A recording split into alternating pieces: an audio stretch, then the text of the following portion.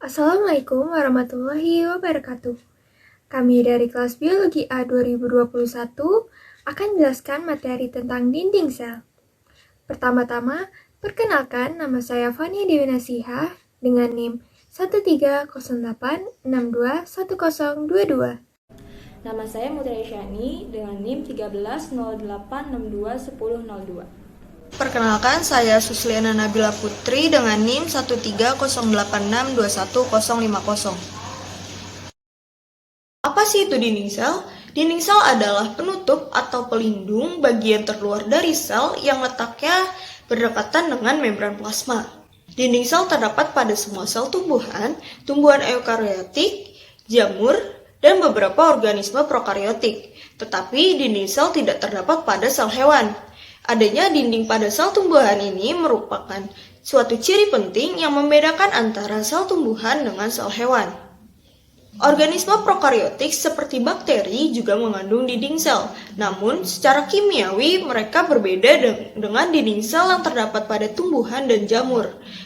Dinding sel pada prokariot berfungsi sebagai bentuk perlindungan dan mencegah lisis. Secara struktural, dinding sel prokariotik terdiri dari dua lapisan. Yang pertama, lapisan dalam yang terdiri dari peptidoglikan dan lapisan luar yang terdiri dari lipoprotein dan lipopolisakarida. Fungsi dinding sel. Yang pertama, dinding sel pada tumbuhan akan memberikan bentuk, kekuatan, dan kekakuan. Yang kedua, memberikan perlindungan terhadap tekanan mekanis dan guncangan fisik. Yang ketiga, membantu untuk mengontrol ekspansi sel karena asupan air.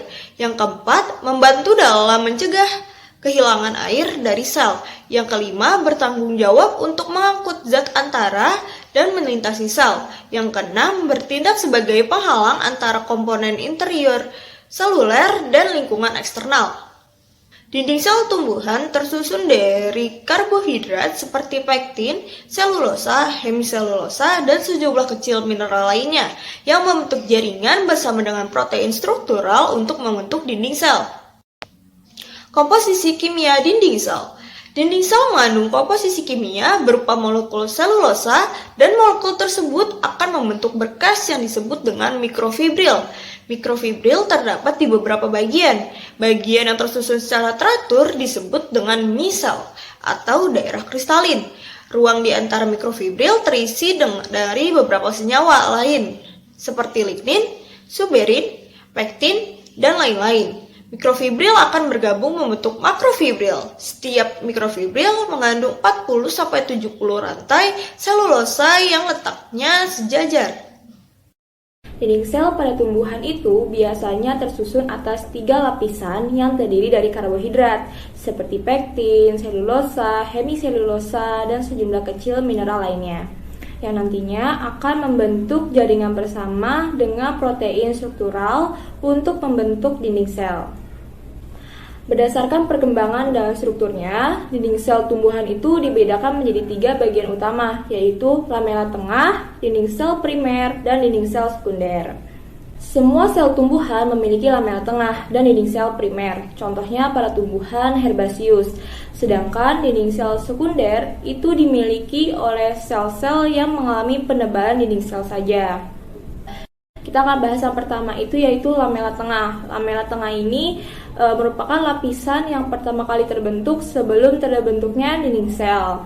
Dan lamela tengah ini dia bertindak sebagai lem antar muka antara sel-sel tetangga lainnya dan merekatkan 2 dinding primer. Ya, jadi lamela tengah ini dia terletak di antara dinding primer 1 dengan dinding primer lainnya. Nah, lapisan ini terutama terdiri dari pektin. Biasanya pektin ini dia berfungsi sebagai perekat dengan sel yang berdekatan dengannya. Namun, zat lain seperti lignin dan protein juga dapat ditemukan pada lamela tengah. Nah, kalau pada gambar, lamela tengah ini ditunjukkan dengan warna merah. Yang kedua yaitu dinding sel primer. Dinding sel primer ini merupakan dinding sel yang pertama kali terbentuk saat tumbuh setelah terbentuknya lamela tengah. Nah, sehingga dinding sel ini dia terletak di sebelah dalam lamela tengah atau paling dekat dengan bagian dalam sel. Nah, adapun komposisi dari dinding sel primer ini terdiri dari selulosa, yang mana memungkinkan dinding sel dapat meregang yang bertujuan untuk pertumbuhan. Selain itu juga terdapat hemiselulosa dan juga pektin. Nah, kalau pada gambar, dinding sel primer itu ditunjukkan dengan lapisan bagian dalam setelah lamela tengah, yang ditunjukkan dengan tulisan primary wall. Dan yang terakhir itu adalah dinding sel sekunder. Dinding sel sekunder adalah dinding sel yang terbentuk dalam peristiwa penebalan dinding sel. Nah, dinding ini terbentuk di dalam dinding sel primer setelah sel itu benar-benar tumbuh. Letaknya berada di sebelah dalam dinding sel primer. Nah, beberapa jenis sel, terutama sel-sel jaringan xilem, terdiri dari selulosa dan lignin, yang mana komponen tersebut yang memberikan kekakuan tambahan dan juga bersifat kedap air. Lapisan ini juga memberikan karakteristik bentuk persegi pada sel tumbuhan. Uniknya, dinding sel sekunder ini umumnya lebih tebal dibanding dengan lamela tengah ataupun dinding sel primer, karena dinding sel sekunder ini dia memiliki banyak lapisan, yang mana lapisan tersebut dapat membentuk 3 lapisan yang bisa dilihat pada gambar. Terdapat lapisan S1 atau sekunder 1, S2 atau sekunder 2, dan S3 atau sekunder 3. Nah, biasanya lapisan tengah atau lapisan sekunder kedua ini yang paling tebal di antara lapisan sekunder 1 dan sekunder 2. Pembagian 3 lapisan dinding sekunder itu ternyata berdasarkan dari letak mikrofibrilnya yang berbeda-beda. Nah, kalau pada gambar, dinding sel sekunder ditunjukkan dengan lapisan bagian dalam setelah dinding primer, yang mana warnanya itu agak kecoklatan. Selanjutnya, pada dinding sel terdapat 2 teori yang menyatakan. Yang pertama itu teori mozaik. Teori tersebut menyatakan bahwa pada dinding sel terbentuk celah-celah akibat regangan dan tekanan turgor, sehingga dinding sel berlepasan, dan keadaan tersebut diperbaiki dengan menambahkan endapan-endapan mikrofibril baru pada celah-celah tersebut. Nah, cara penebalannya itu dengan intussusepsi. Jadi, pada proses penebalan dinding sel, intussusepsi ini adalah proses penebalan dengan penyisipan bahan-bahan baru di antara mikrofibrilnya. Dan selanjutnya, teori kedua mengenai pertumbuhan pada dinding sel adalah teori multinet. Pada teori tersebut, penebalan dan perluasan permukaan dinding primer itu diakibatkan oleh pemisahan mikrofibril yang letaknya melintang dan berubah arahnya. Nah, lamela baru terbentuk dengan mikrofibril lebih rapat, bersilangan, dan arahnya itu mendekati transversal, semakin memusat. Cara penebalannya dengan aposisi. Jadi, pada proses penebalannya, aposisi merupakan penempelan selapis demi selapis atau penempelan bentuk lapisan di atasnya, lapisan yang sudah ada. Pertumbuhan dan perkembangan dinding sel tentunya tidak secara langsung terjadi. Pasti dinding sel memerlukan tahapan-tahapan tertentu untuk menjadikan suatu komponen dinding sel yang utuh. Pertumbuhan dan perkembangan dinding sel berawal dari penyatuan vesikel-vesikel yang nantinya akan membentuk suatu papan sel yang disebut dengan lamela tengah. Kedua sisi, yaitu lamela tengah serta bahan lainnya, akan membentuk suatu dinding tebal yang disebut atau dinamakan dinding primer.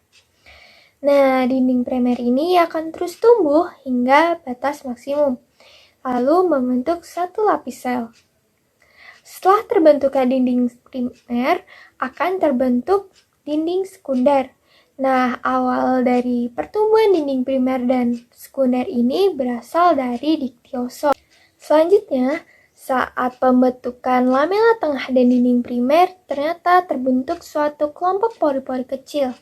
Nah, di bagian kelompok pori-pori kecil ini tidak tumbuh menjadi dinding sekunder, namun terbentuk lubang atau celah yang disebut dengan pit atau nokta. Sedangkan saluran kecil pada dinding sel tumbuhan yang berisi cairan yang akan menjadi penghubung antar sel yang bersebelahan disebut dengan plasmodesmata. Materi selanjutnya yaitu pit atau nokta. Pit atau nokta ini merupakan daerah berbentuk celah kecil yang dimana senyawa ini dapat berlalu lalang dari sel satu ke sel lainnya. Lalu nokta atau pit ini terbentuk dari pori-pori kecil pada saat pembentukan lamela tengah dan dinding primer.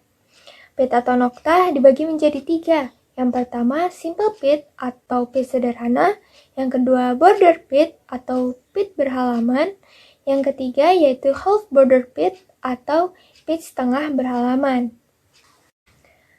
Mari ke pembahasan selanjutnya, yang pertama yaitu simple pit. Terlihat pada gambar yang merupakan ilustrasi sederhana dari simple pit.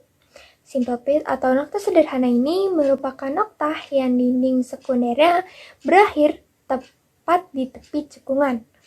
Nah, ruang nokta ini mempunyai diameter yang sama dengan diameter di bagian dalamnya. Nokta sederhana sering ditemukan dalam sel parenkim dengan dinding yang menebal dalam serabut libiform dan sclerate. Ke pembahasan kedua yaitu border pit dan half border pit. Border pit atau nokta berhalaman ini merupakan dinding sekunder yang berkembang melewati ruang nokta dan membentuk lengkungan dengan lubang kecil di bagian tengahnya. Nokta berhalaman ini sering ditemukan dalam elemen pembuluh serta trakeit serabut. Sedangkan half border pit disebut seperti itu karena half border pit ini merupakan bagian celah yang terdiri dari setengahnya yaitu pit sederhana dan setengahnya lagi yaitu pit berhalaman.